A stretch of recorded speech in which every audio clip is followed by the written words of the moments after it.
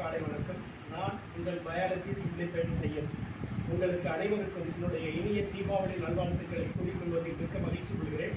உங்களுடைய தீபாவளி நல்ல தீபாவளியாக, நல்ல வளமுடைய தீபாவளியாக, பாதுகாப்புடன் பட்டாசுகளை வெடித்து நீங்கள் தீபாவளியை உங்கள் குடும்பத்தினர் கொண்டாட உங்களுடைய வாழ்த்துக்களை தெரிவித்துக் கொள்வதில் மிக்க மகிழ்ச்சி கொள்கிறேன். இன்றைக்கி நம்ம பார்க்க போகிற டாபிக் என்ன அப்படின்னு பார்த்தீங்கன்னா, கழிவு நீக்கம். இந்த கழிவுப் பொருட்கள் உடலுக்குள்ளே தங்கிடக்கூடாது. அது கார்பன் டை ஆக்சைடாக இருக்கட்டும், நைட்ரஜனை அடிப்படையாக கொண்ட கழிவுப் பொருட்களாக இருக்கட்டும், வேறு எந்த கழிவுப் பொருட்களாக இருந்தாலும் சரி, அது வியர்வையாக இருந்தாலும் அது உடலை விட்டு கட்டாயமாக வெளியேற்றப்பட வேண்டும். அப்படி பார்க்கும்போது நம்முடைய உடலில் மேஜர் எக்ஸ்பிரேட்டரி ஆர்கன் என்று சொல்லப்படுகிறது சிறுநீரகம் தான்.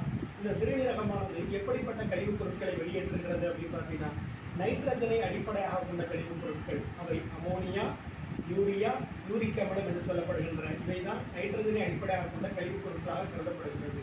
அந்த அமோனியாவானது மிகவும் நச்சுத்தன்மை வாய்ந்ததாக கருதப்படுகின்ற காரணத்தினால அவற்றை வெளியேற்றுவதற்கு நீரானது தேவைப்படுகிறது. எனவே நீர்வாழ் விலங்குகள், நீரில் வாழக்கூடிய பூச்சிகள் போன்ற உயிரினங்களானது இவற்றை என்ன செய்யுது, தண்ணீரில் வாழக்கூடிய உயிரினங்கள் தான் அமோனியாவை என்ன பண்ணுறது, கழிவு நீக்க பொருளாக வெளியேற்றுது. இவற்றை என்ன சொல்கிறோம்னா அமோனோடீலிக் அனிமல், அமோனியா நீக்கிகள் என்று அழைக்கிறோம்.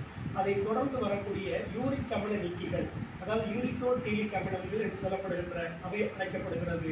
அவை என்ன சார் அப்படின்னு பார்த்தீங்கன்னா, ஊர்வன மற்றும் பரப்பன போன்றவைகள் என்ன செய்யுது, இந்த யூரிக் அமிலத்தை கழிவுப் பொருளாக வெளியேற்றுது.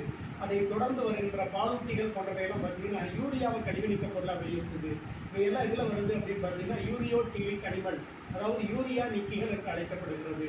இப்போ நம்ம பார்க்க போகிற சிறுநீரகம் என்று சொல்லக்கூடியது நம்ம உடலுக்கு கீழே முதுகுப்புறத்தில் பெயர்ந்த உணவு பாதைக்கு பின்னாடி காணப்படுகிறது.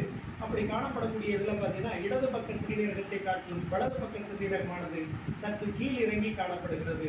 காரணம் என்னென்னா, வலது பக்கத்தில் கல்லீரலானது அமைந்து காணப்படுகின்ற காரணத்தினால் வலது பக்க சிறுநீரகமானது சற்று கீழ் இறங்கி காணப்படக்கூடிய தன்மை. இப்படிப்பட்ட சிறுநீரகமானது ஒவ்வொரு சிறுநீரகம் 170 to 180 கிராம் எடை உடையதாக இருக்கிறது. இந்த சிறுநீரகம் ஒரு மிக முக்கியமான கழிவு நீக்க பொருளை வெளியேற்றக்கூடிய ஒரு உறுப்பாக செயல்பட்டு கொண்டிருக்கிறது. அவ்வாறு வெளியேற்றக்கூடிய அது எந்த முறையில் வெளியேற்றுது அப்படின்னு பார்த்தீங்கன்னா, சிறுநீரின் மூலமாக. அந்த சிறுநீர் கழிவு நீக்க பொருளாக வெளியேற்றப்படுது. அப்படி அந்த சிறுநீர் வெளியேற்றுவதில் மிக முக்கியமான பங்கை வகிக்கக்கூடியது அந்த சிறுநீரகத்தினுடைய மெடுலா பகுதியில் காணப்படுகின்ற எண்ணற்ற கூம்பு வடிவ பிரமிடுகள் பகுதியில் காணப்படுகின்ற நெப்ரான்கள் என்று சொல்லக்கூடியவை.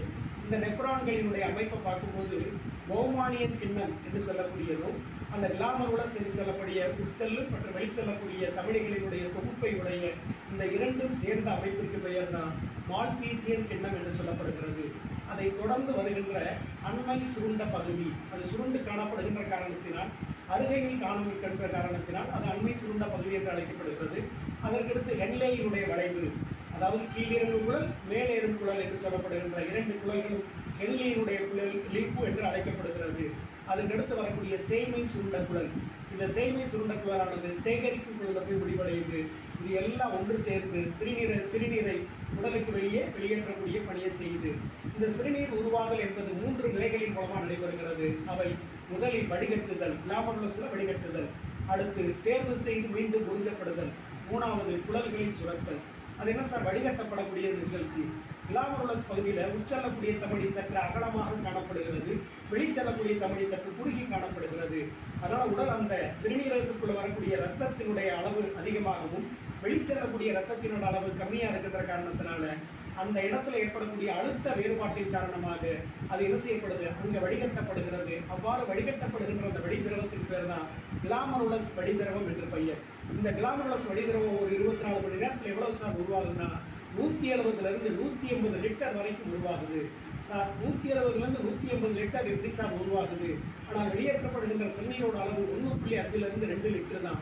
அப்போ மீதமுள்ள 178 லிட்டர் என்ன சார் ஆகுதுன்னா, அது மீண்டும் திரும்ப உறிஞ்சப்படுகிறது. அந்த நிலைக்கு பிறகு தேர்வு செய்து மீண்டும் உறிஞ்சப்படுதல்.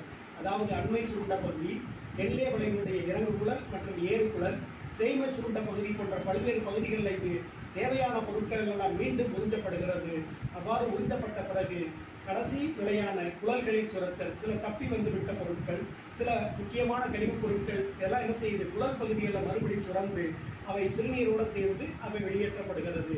இவ்வாறாக நம்முடைய கழிவு நீக்கமானது மிகச் சிறப்பான முறையில் வெளியேற்றப்படுகிறது. இவை தவிர நம்முடைய தோலில் காணப்படுகின்ற வியர்வை சுரப்பிகளும் நம்மளுடைய உடம்புல காணப்படுகின்ற கல்லீரல் போன்றவையும் கழிவு நீக்க உறுப்புகளாக செயல்படுகின்றன. எனவே ஒரு கழிவு என்பது கட்டாயமாக நீக்கப்பட வேண்டிய ஒன்று.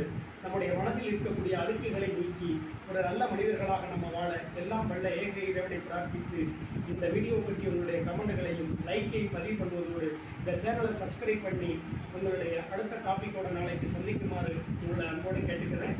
நன்றி, வணக்கம்.